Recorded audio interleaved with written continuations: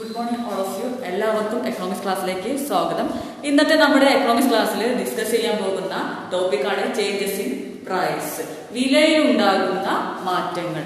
വിലയിലുണ്ടാകുന്ന മാറ്റങ്ങൾ budget രേഖയിലും budget സെറ്റിലും എന്തൊക്കെ മാറ്റങ്ങൾ വരുത്തുമെന്നുള്ളതാണ് നമ്മൾ ഇന്ന് ചർച്ച ചെയ്യാൻ പോകുന്നത്.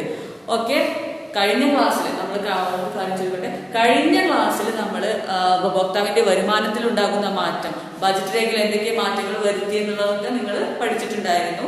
അതൊക്കെ നിങ്ങൾക്ക് മനസ്സിലായി എന്ന് കരുതുന്നു. ഇന്ന് നമ്മൾ പഠിക്കുന്ന ടോപ്പിക്കാണ് ചേഞ്ചസ് ഇൻ പ്രൈസ് അഥവാ വിലയിലുണ്ടാകുന്ന മാറ്റം. വിലയിലുണ്ടാകുന്ന മാറ്റങ്ങൾ ബജറ്റ് സെറ്റിലും ബജറ്റ് രേഖയിലും എന്തൊക്കെ മാറ്റങ്ങൾ വരുത്തും എന്നുള്ളതാണ് നമ്മൾ ഇനി ഡിസ്കസ് ചെയ്യുന്നത് ഇന്നത്തെ ക്ലാസ്സിൽ. If the price of goods changes with no change in the income of the consumer, there will be changes in horizontal, vertical, intercept and slopes. അതായത് സാധനങ്ങളുടെ വിലകളിൽ മാത്രം മാറ്റം വരും. സാധനങ്ങളുടെ വിലയിൽ മാത്രം മാറ്റം വരികയും ഉപഭോക്താവിന്റെ വരുമാനത്തിൽ യാതൊരുവിധ മാറ്റവും ഉണ്ടാകുന്നില്ലെങ്കിൽ ബജറ്റ് ലൈനിന്റെ ഹൊറിസോണ്ടൽ ഇന്റർസെപ്റ്റിലും വെർട്ടിക്കൽ ഇന്റർസെപ്റ്റിലും ചെരിവിലും മാറ്റം ഉണ്ടായിരിക്കും. ഒന്നുകൂടി പറയാൻ പോവാണ്, ഉപഭോക്താവിന്റെ വരുമാനത്തിൽ യാതൊരു മാറ്റവുമില്ല. സാധനങ്ങളുടെ വിലയിൽ മാറ്റം സംഭവിച്ചാൽ ബജറ്റ് ലൈനിന്റെ ഹൊറിസോണ്ടൽ ഇന്റർസെപ്റ്റിലും വെർട്ടിക്കൽ ഇന്റർസെപ്റ്റിലും അതുപോലെ തന്നെ ചെരിവിലും മാറ്റം ഉണ്ടായിരിക്കും. ഓക്കെ, ഇതില് വിലകളിൽ ഉണ്ടാകുന്ന മാറ്റം രണ്ട് തരത്തിലാണ്. വിലകളിൽ ഉണ്ടാകുന്ന മാറ്റം രണ്ട് തരത്തില് അല്ല, വിലയിലുണ്ടാകുന്ന മാറ്റം എത്ര തരത്തിലാണെന്ന് പറഞ്ഞാൽ രണ്ട് തരത്തിലാണ്. Increase in the price of goods and decrease in the price of goods. അതായത് സാധനങ്ങളുടെ വിലയിലുണ്ടാകുന്ന വർധനവ്, സാധനങ്ങളുടെ വിലയിലുണ്ടാകുന്ന കുറവ്. അപ്പൊ വിലകളിലുള്ള മാറ്റം വർദ്ധിക്കാം, അതുപോലെ തന്നെ കുറയാം. Firstly we are going to discuss about increase in the price of good one. അതായത് ഒന്നാമത്തെ സാധനത്തിന്റെ വില വർദ്ധിച്ചാൽ ബജറ്റ് ലൈനിലും ഹൊറിസോണ്ടൽ ഇന്റർസെപ്റ്റിലൊക്കെ എന്തൊക്കെ മാറ്റങ്ങൾ വരും എന്നുള്ളതാണ് നമ്മൾ ഇനി പഠിക്കാൻ പോകുന്നത്. അപ്പൊ വിലയിലുള്ള മാറ്റങ്ങൾ രണ്ട് തരത്തിലുണ്ടെന്ന് പറഞ്ഞില്ലേ. Increase in the price of good one, increase in the price of goods and decrease in price of goods. അപ്പൊ നമ്മൾ ഫസ്റ്റ് ആദ്യമായിട്ട് ചർച്ച ചെയ്യാൻ പോകുന്നത് increase in the price of good one. അതായത് ഒന്നാമത്തെ സാധനത്തിന്റെ വില വർദ്ധിച്ചാൽ increase in the price of good one. ഒന്നാമത്തെ സാധനത്തിന്റെ വില വർദ്ധിച്ചാൽ എന്താ നോക്കാം. ഓക്കെ, അതായത് if the price of good one increases from P1 to P1 dash with no changes in consumers income and price of good 2, the horizontal intercept of the budget line moves inward to the y-axis. അതായത് and slope increases. അതായത് ഉപഭോക്താവിന്റെ വരുമാനത്തിലും രണ്ടാമത്തെ സാധനത്തിലും, അതായത് ഉപഭോക്താവിന്റെ വരുമാനത്തിലും രണ്ടാമത്തെ സാധനത്തിന്റെ വിലയിലും മാറ്റമില്ലാതിരിക്കുകയും ഒന്നാമത്തെ സാധനത്തിന്റെ വില P1 നിന്ന് P1 ഡാഷ് ആയി വർദ്ധിച്ചാൽ ബജറ്റ് ലൈനിന്റെ ഹൊറിസോണ്ടൽ ഇന്റർസെപ്റ്റ്, ബജറ്റ് രേഖയുടെ ഹൊറിസോണ്ടൽ ഇന്റർസെപ്റ്റ് y അക്ഷത്തിനടുത്തേക്ക് നീങ്ങുന്നു, ബജറ്റ് ലൈനിന്റെ ചെരിവ് വർദ്ധിക്കുന്നു എന്നാണ് പറയുന്നത്. അപ്പൊ ഒന്നാമത്തെ സാധനത്തിന്റെ വില വർദ്ധിച്ചിട്ടുണ്ടെങ്കിൽ എന്ത് ചെയ്യുന്നു? ബജറ്റ് ലൈനിന്റെ ഹൊറിസോണ്ടൽ ഇന്റർസെപ്റ്റ് y അക്ഷത്തിനടുത്തേക്ക് നീങ്ങുന്നു. കാരണം എന്താണ്? ഒന്നാമത്തെ സാധനത്തിന്റെ വില ഉപഭോക്താവിന്റെ വരുമാനത്തിലൊന്നും മാറ്റമില്ല, രണ്ടാമത്തെ സാധനത്തിന്റെ വിലയിലും മാറ്റമില്ല. ഏതിൽ മാത്രമാണ് മാറ്റം? ഒന്നാമത്തെ സാധനത്തിന്റെ വിലയില് മാറ്റം. വില വർദ്ധിച്ചാൽ ആ സാധനത്തിന്റെ അളവ് വാങ്ങുന്നത് വർദ്ധിക്കോ? ഇല്ല. അതായത് ഒന്നാമത്തെ സാധനത്തിന്റെ വില വർദ്ധിച്ചാൽ എന്ത് ചെയ്യും? നമ്മൾ ഉപഭോക്താവ് എന്ത് ചെയ്യും? ആ വാങ്ങുന്ന സാധനത്തിന്റെ അളവ് കുറയ്ക്കും. ഒന്നാമത്തെ സാധനത്തിന്റെ അളവ് അയാൾ നേരത്തെ വാങ്ങിയ അത്ര വാങ്ങിയില്ല. ഒന്നാമത്തെ സാധനത്തിന്റെ വില വർദ്ധിച്ചാൽ നേരത്തെ വാങ്ങിയ അത്ര ഒന്നാമത്തെ സാധനത്തിന്റെ അളവ് അയാൾ വാങ്ങില്ല. Is not able to buy more of good one because the price of good one increases. അതായത് കാരണം എന്താണ്, പ്രൈസ് ഗുഡ് വണ്ണിന്റെ വില എന്താണ് വർദ്ധിച്ചിരിക്കുകയാണ്. അപ്പൊ അയാൾ നേരത്തെ വാങ്ങിയ അത്ര അളവിൽ എന്താ ഗുഡ് വണ്ണ് വാങ്ങില്ല. അതിന്റെ ഫലമായിട്ട് ഹൊറിസോണ്ടൽ ഇന്റർസെപ്റ്റ് y അക്ഷത്തിനടുത്തേക്ക് നീങ്ങുന്നു. കാരണം ഒന്നാമത്തെ സാധനത്തിന്റെ അളവ് എന്ന് പറഞ്ഞിട്ടുണ്ടെങ്കിൽ എന്താണ് M/P1 അഥവാ ഹൊറിസോണ്ടൽ ഇന്റർസെപ്റ്റ്. ഇതെന്താ ചെയ്യുന്നത്, കുറയും, അതായത് y അക്ഷത്തിനടുത്തേക്ക് മാറും. ഇത് നമുക്കൊരു ഡയഗ്രത്തിന്റെ സഹായത്തോടെ വിശദമാക്കാം. ഡയഗ്രം സഹിതം ഒന്നാമത്തെ സാധനത്തിന്റെ വില വർദ്ധിച്ചാൽ എന്തൊക്കെ മാറ്റങ്ങൾ വരുന്നുള്ളത് നമുക്കൊന്ന് മനസ്സിലാക്കാം. ഓക്കെ, ഇതിലെ ഫസ്റ്റ് ബഡ്ജറ്റ് ലൈൻ ആണ്, ബഡ്ജറ്റ് ഇക്വേഷൻ ആണ്. P1 S1 + P2 S2 = M എന്നതാണ് നമ്മുടെ ആദ്യത്തെ ബഡ്ജറ്റ് ലൈൻ. അതായത് ആദ്യത്തെ ബഡ്ജറ്റ് ലൈൻ ഏതാണ്, P1 S1 + P2 S2 = M. P1 എന്ന് പറഞ്ഞാൽ ഒന്നാമത്തെ സാധനത്തിന്റെ വില, P2 എന്ന് പറഞ്ഞാൽ നമുക്കറിയാം രണ്ടാമത്തെ സാധനത്തിന്റെ വില, M എന്ന് പറഞ്ഞാൽ അറിയാം ഉപഭോക്താവിന്റെ വരുമാനം. ഓക്കെ, അതായത് വില വർധനവൊന്നും ഇല്ലാത്ത സമയത്ത് ഉപഭോക്താവ് M/P1 അളവില് ഒന്നാമത്തെ സാധനം വാങ്ങിയിരുന്നു, പിന്നെ രണ്ടാമത്തെ സാധനം M/P2 അളവിൽ വാങ്ങിയിട്ടുണ്ടായിരുന്നു. ഇനി വില, ഒന്നാമത്തെ സാധനത്തിന്റെ വില, price of good one increases from P1 to P1 dash.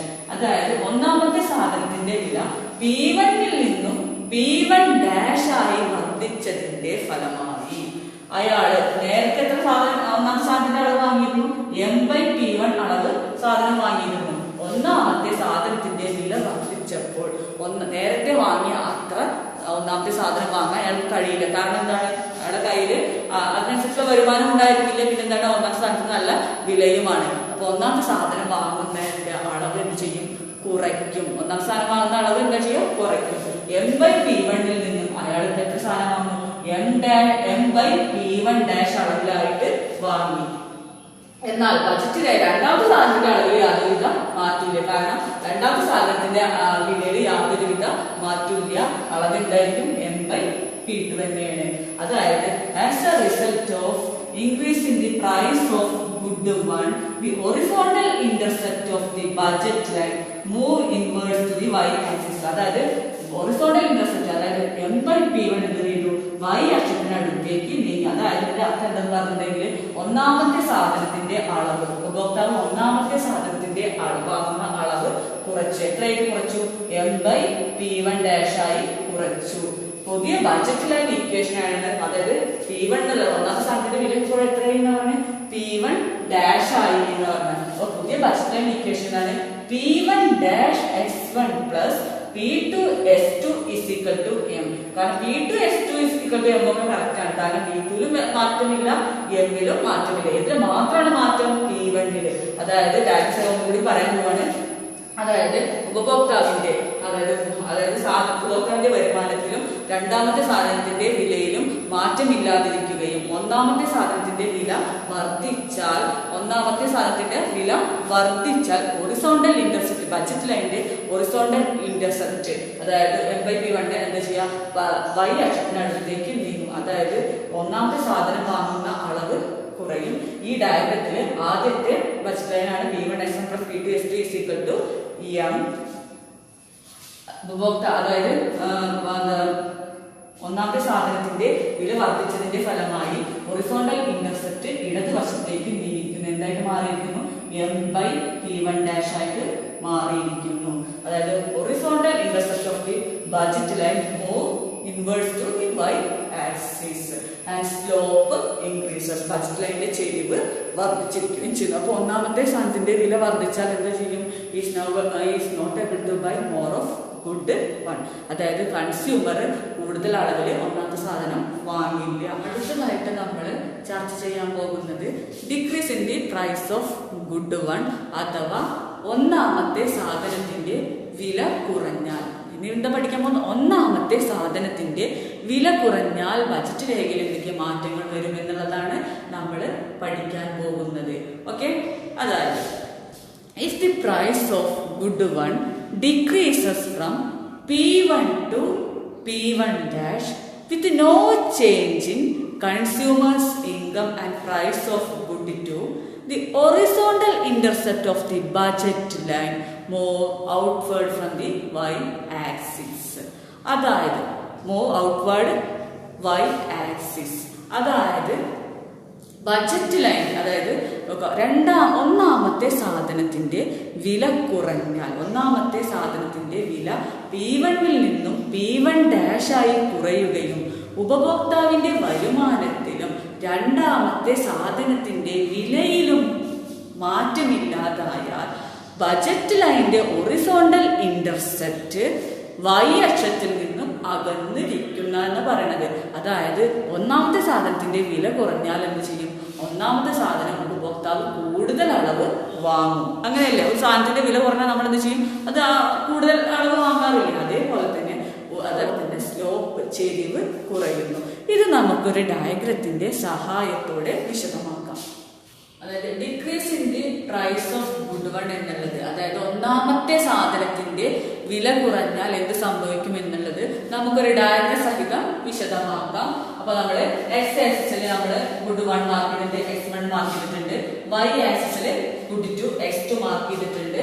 Okay. അപ്പൊ ഉപഭോക്താവിന്റെ വരുമാനത്തിൽ മാറ്റമില്ല, ഗുഡ് 2-ന്റെ അതായത് രണ്ടാമത്തെ സാധനത്തിന്റെ വിലയിൽ മാറ്റമില്ല. ഏതാണ് ഒന്നാമത്തെ സാധനത്തിന്റെ വില? P1 എന്ന് P1' ആയിട്ട് കുറഞ്ഞാൽ എന്ത് സംഭവിക്കും എന്നുള്ളതാണ് നമ്മൾ ഈ ഡയഗ്രത്തിലൂടെ വിശദമാക്കുന്നത്. അപ്പൊ നമ്മുടെ ആദ്യത്തെ ബജറ്റ് ലൈൻ ഇക്വേഷൻ ആണ്, ആദ്യത്തെ ബജറ്റ് ലൈൻ ആണ് P1 S1 + P2 S2 = M. അതായത് ഉപഭോക്താവിന്റെ വരുമാനം വില, ഒന്നാമത്തെ സാധനത്തിന്റെ വില P1 ആയിരുന്ന സമയത്ത് ഒന്നാമത്തെ സാധനം M/P1 അളവിലായിരുന്നു ഉപഭോക്താവ് വാങ്ങിയിട്ടുണ്ടായിരുന്നത്. അതായത് വില P1 ആയിരുന്നപ്പോൾ എത്ര M/P1 അളവിലാണ് ഒന്നാമത്തെ സാധനം വാങ്ങിയിട്ടുണ്ടായിരുന്നത്. രണ്ടാമത്തെ സാധനം M/P2 അളവിലായിരുന്നു വാങ്ങിയിരുന്നത്. എന്നാൽ അതായത് ഒന്നാമത്തെ സാധനത്തിന്റെ വില P1-ൽ നിന്നും P1' ആയി കുറഞ്ഞപ്പോൾ, P1-ൽ നിന്നും P1' ആയി കുറഞ്ഞപ്പോൾ ഉപഭോക്താവ് എന്ത് ചെയ്യും? കൺസ്യൂമർ എന്ത് ചെയ്യും? അതായത് ഒന്നാമത്തെ സാധനം കൂടുതൽ അളവിൽ വാങ്ങൂല. Is able to buy more of good one. അതിന്റെ ഫലമായിട്ട്, അതായത് ബജറ്റ് ലൈൻ ഇക്വേഷൻ, അതായത് ഒന്നാമത്തെ സാധനത്തിന്റെ വില P1-ൽ നിന്നും P1' ആയി പുതിയ ബജറ്റ് ലൈനാണ് P1' S1 P2 S2 = M. എന്താണ് പുതിയ ബജറ്റ് ലൈൻ ഇക്വേഷൻ? എന്താണ്? P1' S1 + P2 S2 = M. അതായത് ഒന്നാമത്തെ സാധനത്തിന്റെ വില കുറഞ്ഞപ്പോൾ ഉപഭോക്താവ് ഒന്നാമത്തെ സാധനം വാങ്ങുന്ന അളവ് M/P1-ൽ നിന്നും M/P1' ആയി വർദ്ധിപ്പിച്ചു. അതായത് M/P1-ൽ നിന്നും M/P1' ആയി വർദ്ധിപ്പിച്ചു. അതായത് ബജറ്റ് ലൈനിന്റെ ഹൊറിസോണ്ടൽ ഇന്റർസെപ്റ്റ് y അക്ഷത്തിൽ നിന്നും അകന്നു പോയി. അതായത് y അക്ഷത്തിൽ നിന്നും അകന്ന് പോയിരിക്കുകയാണ്, അതായത് ഹൊറിസോണ്ടൽ അകന്നിരിക്കുകയാണ്. അതായത് ഉപഭോക്താവ് കൂടുതൽ അളവ് എന്ത് വാങ്ങാൻ ശ്രമിച്ചു എന്ന് പറയുന്നത് ഒന്നാമത്തെ സാധനത്തിന്റെ അളവ് പറഞ്ഞു. അതായത് M/P1 മാത്രമേ വാങ്ങിയിട്ടുണ്ടായിരുന്നുള്ളൂ. ഇപ്പൊ ഒന്നാമത്തെ സാധനത്തിന്റെ വില കുറഞ്ഞപ്പോൾ അയാൾ എന്ത് ചെയ്തു? ഒന്നാമത്തെ സാധനം M/P1 ആയിരുന്നു ആദ്യത്തെ വാങ്ങിയിട്ടുണ്ടായിരുന്നത് അളവ്. ഒന്നാമത്തെ സാധനം കൂടുതൽ അളവിൽ വാങ്ങാൻ ശ്രമിച്ചു. അതിന്റെ ഫലമായിട്ട് ഹൊറിസോണ്ടൽ ഇന്റർസെപ്റ്റ് ആയ M/P1 M/P1' ആയി വലതുവശത്തേക്ക് മാറിയിരിക്കുന്നു. അതായത് y അക്ഷത്തിൽ നിന്നും അകന്നിരിക്കുന്നു. പിന്നെ M/P2 യാതൊരുവിധ മാറ്റവും ഇല്ല. അതേ കാരണം ഈ രണ്ടാമത്തെ സാധനത്തിന്റെ വിലയിൽ യാതൊരുവിധ മാറ്റവും ഇല്ല. രണ്ടാമത്തെ സാധനം M/P2 തന്നെയാണ് അയാൾ വാങ്ങുന്നത്. അപ്പൊ പുതിയ ബജറ്റ് ലൈൻ ഇക്വേഷൻ എന്താണ്? P1' S1 + P2 S2 = M. ഇത് നിങ്ങൾക്ക് മനസ്സിലായി എന്ന് കരുതുന്നത്. ഇനി നമ്മളിപ്പോ എന്തൊക്കെ പഠിച്ചു? ഒന്നാമത്തെ സാധനത്തിന്റെ വില വർദ്ധിച്ചാൽ, അതായത് ഒന്നാമത്തെ സാധനത്തിന്റെ വില എന്ന് പറഞ്ഞിട്ടുണ്ടെങ്കിൽ ഒന്നാമത്തെ സാധനത്തിന്റെ വില വർദ്ധിക്കുകയോ കുറയുകയോ ഒക്കെ ചെയ്തിട്ടുണ്ടെങ്കിൽ ഹൊറിസോണ്ടൽ ഇന്റർസെപ്റ്റിലാണ് മാറ്റം വരിക. കാരണം ഒന്നാമത്തെ സാധനത്തിന്റെ അളവ് എന്ന് പറഞ്ഞിട്ടുണ്ടെങ്കിൽ M/P1 ആണല്ല, M/P1-ൽ മാത്രമാണ് മാറ്റങ്ങൾ വരുന്നുള്ളൂ.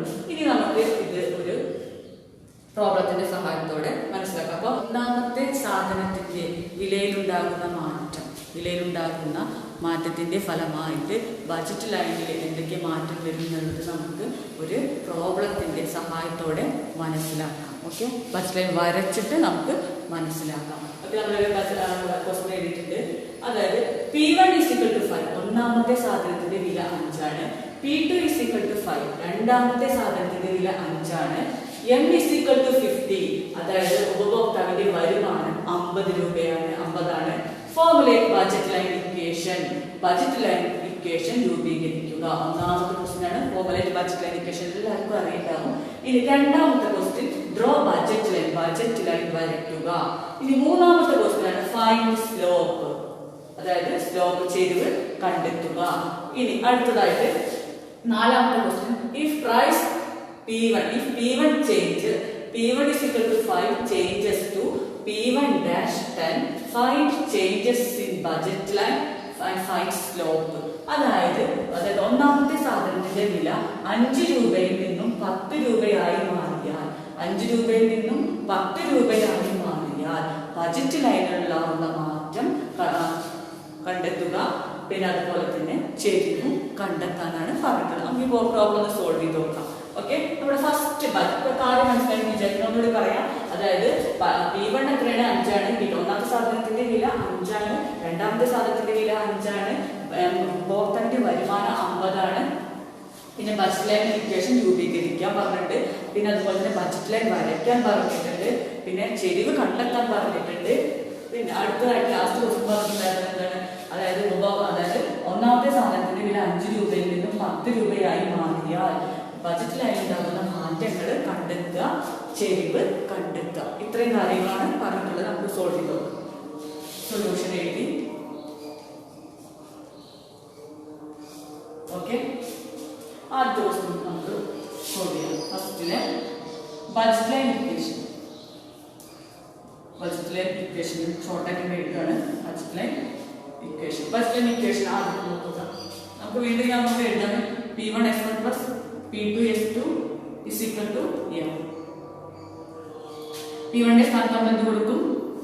5 5S1 plus P2 ന്റെ സ്ഥാനത്ത് 5S2 is equal to M ന്റെ സ്ഥാനത്ത് 50. ഇതാണ് നമ്മുടെ ബഡ്ജറ്റ് ലൈൻ ഇക്വേഷൻ. ഇനി നമ്മൾ രണ്ടാമത്തെ ക്വസ്റ്റ്യൻ, അതായത് ഇത് മനസ്സിലായി എന്ന് വിചാരിക്കുന്നു. ഇനി രണ്ടാമത്തെ ക്വസ്റ്റ്യൻ ആണ് draw budget line. Budget line വരയ്ക്കാനാണ് പറഞ്ഞത്. ബഡ്ജറ്റ് ലൈൻ വരയ്ക്കാൻ എന്തൊക്കെ കാര്യങ്ങളാണ് നിങ്ങൾക്ക് വേണ്ടത് അറിയാം. ഹൊറിസോണ്ടൽ ഇന്റർസെപ്റ്റും വേണം, വെർട്ടിക്കൽ ഇന്റർസെപ്റ്റും നമ്മൾ അറിഞ്ഞിരിക്കണം. ഓക്കെ, അപ്പൊ രണ്ടാമത്തെ ക്വസ്റ്റ്യനിൽ ഹൊറിസോണ്ടൽ ഇന്റർസെപ്റ്റ്.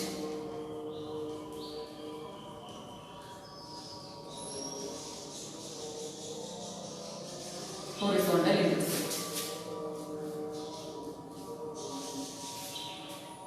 നിങ്ങൾക്ക് കാണാറില്ല. Horizontal intercept if S2 is equal to 0, S1 is equal to M by P1. Equation budget line ഇക്വേഷനിൽ നോക്കുക എത്രയാണ് M എന്ന് നോക്കുക. S1 is equal to M എത്രയാണ്? M is equal to 50. ഇതിന്റെ സ്ഥാനത്ത് നമ്മൾ 50 എഴുതി. ഇനി P1 എത്ര നോക്കുക? P1 ന്റെ സ്ഥാനത്ത് എത്രയാണ്? 5. M 50 by 5 is equal to 10.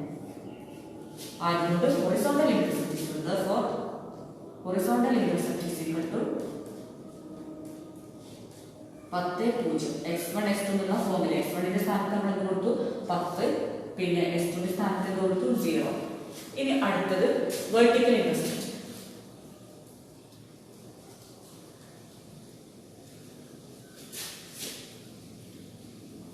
vertical intercept M by P2. Okay, in if S1 is equal to 0, S2 is equal to M by P2. M എത്രയാണ്? ഇക്വേഷൻ ഓപ്പൺ ചെയ്യുമ്പോൾ പ്രോബ്ലം ചെയ്യുമ്പോൾ നമുക്ക് M എത്രയാണ്? 50. P2 രണ്ടാം സ്ഥാനത്തിന്റെ വില എത്രയാണ്? 5. ക്വസ്റ്റ്യൻ നോക്കിയാലും മതി.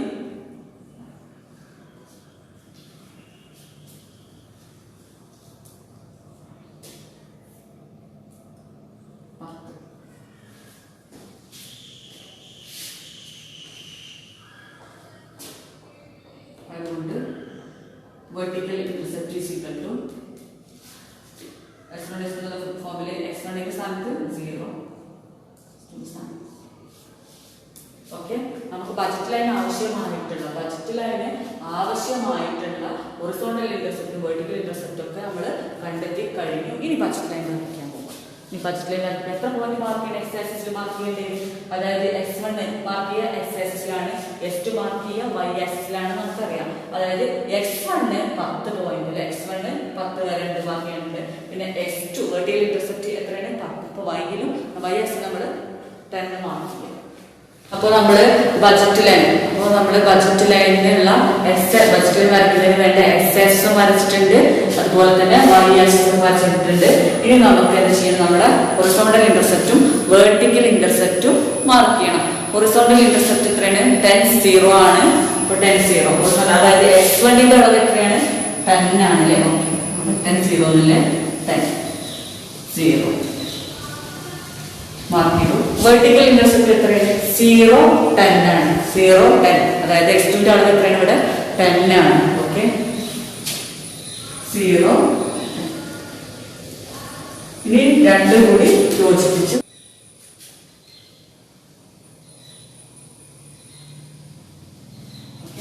നമ്മള് രണ്ട് വെർട്ടിക്കൽ ഇന്റർസെപ്റ്റും ഹൊറിസോണ്ടൽ ഇന്റർസെപ്റ്റും തമ്മിൽ ജോയിൻ ചെയ്യിപ്പിച്ചു. ഇനി നമ്മള് അതായത് 0 10ഉം 10 0 കൂടി സ്കെയിലൊക്കെ എടുത്തിട്ട് നിങ്ങളുടെ ബുക്കിൽ വരയ്ക്കുന്ന സ്കെയിലൊക്കെ എടുത്ത് വരയ്ക്കണം. ഇനി നമ്മൾ എന്ത് ചെയ്യണം? ബഡ്ജറ്റ് ലൈൻ ഇക്വേഷൻ എഴുതി 5x1 plus 5x2 is equal to 50. ഇത് എഴുതി വെച്ചു. അപ്പോൾ നമ്മൾ ബഡ്ജറ്റ് ലൈൻ ഓക്കെ, നമ്മൾ ഇപ്പോൾ ബഡ്ജറ്റ് ലൈൻ വരച്ചു കഴിഞ്ഞു അല്ലേ. 10 0 മാർക്ക് ചെയ്തു, ഹൊറിസോണ്ടൽ ഇന്റർസെപ്റ്റും 0 10 മാർക്ക് ചെയ്തു. അങ്ങനെ horizontal intercept vertical intercept join ചെയ്തു. പുതിയ ബഡ്ജറ്റ് രേഖയുടെ ഇക്വേഷൻ എഴുതി വെച്ചു. 5x1 plus 5x2 is equal to 50. 5x1 അത് നമ്മുടെ ബഡ്ജറ്റ് ലൈൻ ഇക്വേഷൻ എഴുതി.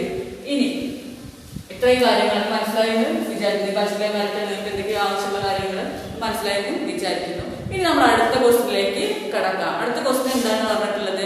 അതായത് ഒന്നാമത്തെ സാധനത്തിന്റെ വില 5 രൂപയിൽ നിന്നും 10 രൂപയായി വർദ്ധിച്ചു. പക്ഷേ ഉപഭോക്താവിന്റെ വരുമാനത്തിലൊന്നും യാതൊരുവിധ മാറ്റവും ഇല്ല. ഒന്നാമത്തെ സാധനത്തിന്റെ വില വർദ്ധിച്ചപ്പോൾ ബജറ്റ് സെറ്റിൽ എന്തൊക്കെ മാറ്റം ഉണ്ടായിരിക്കും, ബജറ്റ് രേഖയിൽ എന്തൊക്കെ മാറ്റങ്ങൾ വരും എന്നുള്ളതാണ് കണ്ടെത്തിയത്. അതിന് മുന്നേ ഒരു ക്വസ്റ്റ്യൻ കൂടി ഉണ്ടായിരുന്നു, സ്ലോപ്പ് കണ്ടെത്താറില്ല. ഓക്കെ, സ്ലോപ്പ് ബജറ്റ് ലൈനിന്റെ സ്ലോപ്പ് കാണാനുള്ള ഇക്വേഷൻ എന്താണ്? -P1/P2. അപ്പോ അടുത്ത ക്വസ്റ്റ്യൻ ഇതിപ്പോ മൂന്നാമത്തെ ക്വസ്റ്റ്യൻ സ്ലോപ്പ്. ബജറ്റ് ലൈനിന്റെ സ്ലോപ്പ് കാണാനുള്ള ഇക്വേഷൻ -P1/P2. -P1 ഒന്നാമത്തെ സാധനത്തിന്റെ വില എത്രയായിരുന്നു? 5. -5/5 is equal to -1. ബജറ്റ് ലൈനിന്റെ സ്ലോപ്പ് ചെരിവ് എത്രയാണ്? -1 ആണ്. ഇനി നാലാമത്തെ ക്വസ്റ്റ്യൻ ആണ് നമ്മൾ അറ്റൻഡ് ചെയ്യുന്നത്. അതായത് നാലാമത്തെ ക്വസ്റ്റ്യൻ എന്താണ്? അതായത് ഒന്നാമത്തെ സാധനത്തിന്റെ വില P1 ആയ ഒന്നാമത്തെ സാധനത്തിന്റെ വില 5ൽ നിന്നും 10 ആയിട്ട് മാറിയാൽ എന്താ മാറ്റം നോക്കാം. 5ൽ നിന്നും 10 ആയി വർദ്ധിച്ചാൽ ബജറ്റ് രേഖയിൽ എന്തൊക്കെ മാറ്റം വരും എന്നുള്ളതാണ് നമ്മൾ ഇനി അറ്റൻഡ് ചെയ്യുന്നത്. അപ്പൊ ബജറ്റ് ലൈൻ ഇക്വേഷൻ ആദ്യമായിട്ട് നമ്മൾ എഴുതണം. എന്താണ് ബജറ്റ് ലൈൻ ഇക്വേഷൻ നോക്കാം. ഒന്നാമത്തെ സാധനത്തിന്റെ വില ഇപ്പൊ എത്രയാണ്? 10 അല്ലേ. 10x1 പ്ലസ് രണ്ടാമത്തെ സാധനത്തിന്റെ വിലയിൽ യാതൊരു മാറ്റമില്ല 5x2 is equal to എമ്മിന്റെ സ്ഥാനത്ത് 50 ആണ്. കാരണം ഇതിന് രണ്ടിലും ഒന്നും ഒരു പ്രശ്നമില്ല, ഇതിൽ മാത്രമാണ് പ്രശ്നം, P1 മാത്രമാണ്. അപ്പോൾ നമ്മുടെ equation 10x1 plus 5x2 is equal to 50. ഇതാണ് നമ്മുടെ പുതിയ ബജറ്റ് ലൈൻ ഇക്വേഷൻ. അതായത് ഒന്നാമത്തെ സാധനത്തിന്റെ വില വർദ്ധിച്ചപ്പോഴുള്ള ബജറ്റ് ലൈൻ ഇക്വേഷൻ ആണ്. ഇനി നമുക്ക് ഹൊറിസോണ്ടൽ ഇന്റർസെപ്റ്റും വെർട്ടിക്കൽ ഇന്റർസെപ്റ്റും കാണണം. ബജറ്റ് ലൈനിൽ ഉണ്ടാകുന്ന മാറ്റം നമുക്ക് കണ്ടെത്തണം. ഓക്കെ, അപ്പൊ ആദ്യമായിട്ട് horizontal intercept. Horizontal intercept x1 കാണണമെങ്കിൽ എന്തായിരിക്കും? 0 ആവില്ലേ? Okay, is equal to 0. x1 is equal to m/P1 is equal to 50/10 is equal to 5. ആയതുകൊണ്ട് അതായത് ഹൊറിസോണ്ടൽ ഇന്റർസെപ്റ്റ് നമ്മൾ കാണാണ്. x2 is equal to x2 0 ആണെങ്കിൽ x1 എന്തായിരിക്കും? m/P1 ആണ്. m ന്റെ സ്ഥാനത്ത് എന്ത് കൊടുത്തു? 50. P1 ന്റെ സ്ഥാനത്ത് എത്ര കൊടുത്തു? 10 മാറി 10 അതായത് 50/10 ഇസ് ഈക്വൽ ടു 5. ഈ വെർട്ടിക്കൽ ഇന്റർസെപ്റ്റ് ഞാൻ ഷോർട്ട് ആയിട്ട് എഴുതാണ്. Vertical intercept if s1 is equal to 0, s2 is equal to m by p2. m ന്റെ സ്ഥാനത്ത് നമ്മൾ എന്ത് കൊടുക്കും? 50 by p2 ന് മാറ്റമൊന്നുമില്ല 5. അതുകൊണ്ട് vertical intercept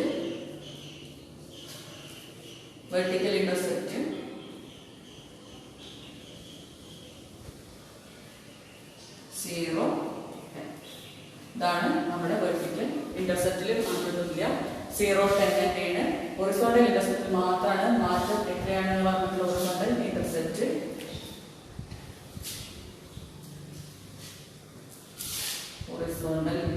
is equal to 5 0. അതായത് ഹൊറിസോണ്ടൽ ഇന്റർസെപ്റ്റ് 5 0, വെർട്ടിക്കൽ ഇന്റർസെപ്റ്റ് 0 10. അങ്ങനെ നമ്മൾ ഒരു പുതിയ ബഡ്ജറ്റ് ലൈനിന്റെ ഇക്വേഷൻ അനുസരിച്ചിട്ട് ഹൊറിസോണ്ടൽ ഇന്റർസെപ്റ്റും കണ്ടു, വെർട്ടിക്കൽ ഇന്റർസെപ്റ്റും കണ്ടു. ഇനി നമുക്ക് ബഡ്ജറ്റ് ലൈൻ വരയ്ക്കണം. മാറ്റം കാണുമ്പോൾ നമ്മൾ ആദ്യത്തെ ആ ബഡ്ജറ്റ് ലൈൻ നമ്മൾ എന്തായാലും തീർച്ചയായിട്ടും വരയ്ക്കണം. പഴയ ബഡ്ജറ്റ് ലൈൻ.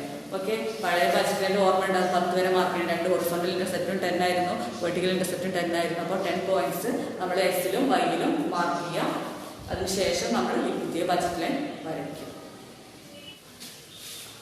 ഓക്കെ, അപ്പൊ നമ്മള്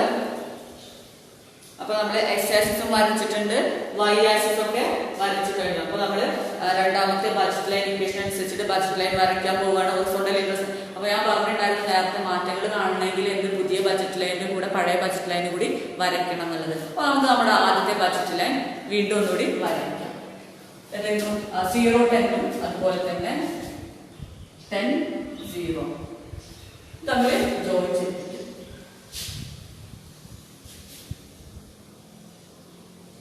നമ്മുടെ budget line equation 5x1 plus 5x2 is equal to 50 എന്ന് എഴുതി. ഇനി നമുക്ക് നമ്മുടെ പുതിയ ബഡ്ജറ്റ് ലൈൻ വരയ്ക്കണം. ഇത് നമ്മുടെ പുതിയ ബഡ്ജറ്റ് ലൈൻ ഇക്വേഷൻ അനുസരിച്ചിട്ട് നമ്മൾ ബഡ്ജറ്റ് ലൈൻ വരയ്ക്കാൻ പോവുകയാണ്. ഹൊറിസോണ്ടൽ ഇന്റർസെപ്റ്റ് 5 0, വെർട്ടിക്കൽ ഇന്റർസെപ്റ്റ് 0 തന്നെയാണ്.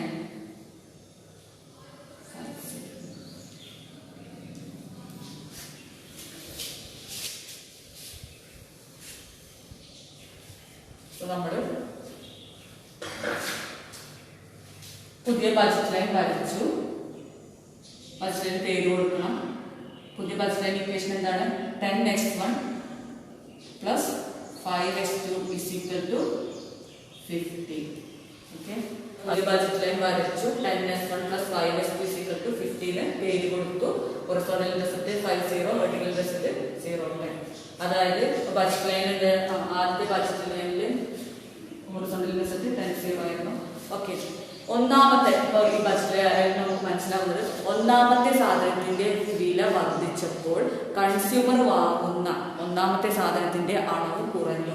10 എന്നുള്ളത് എത്രയായി മാറി? 5 യൂണിറ്റായി കുറഞ്ഞു. അതായത് y അക്ഷത്തിന് അടുത്തേക്ക് നീങ്ങിയിരിക്കുന്നു. അതായത് ഉപഭോക്താവ് എന്റെ സാധനം ഒന്നിന്റെ അളവ് കുറച്ചിരിക്കുന്നു. ഒന്നാമത്തെ സാധനത്തിന്റെ വില വർദ്ധിച്ചാൽ കൺസ്യൂമർ വാങ്ങുന്ന ഒന്നാമത്തെ സാധനത്തിന്റെ അളവ് കുറയും.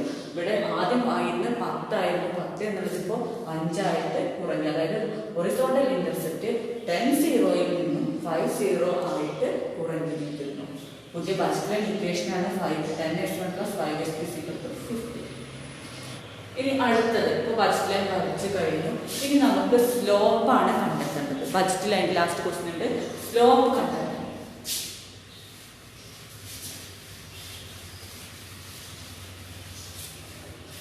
അത് തന്നെ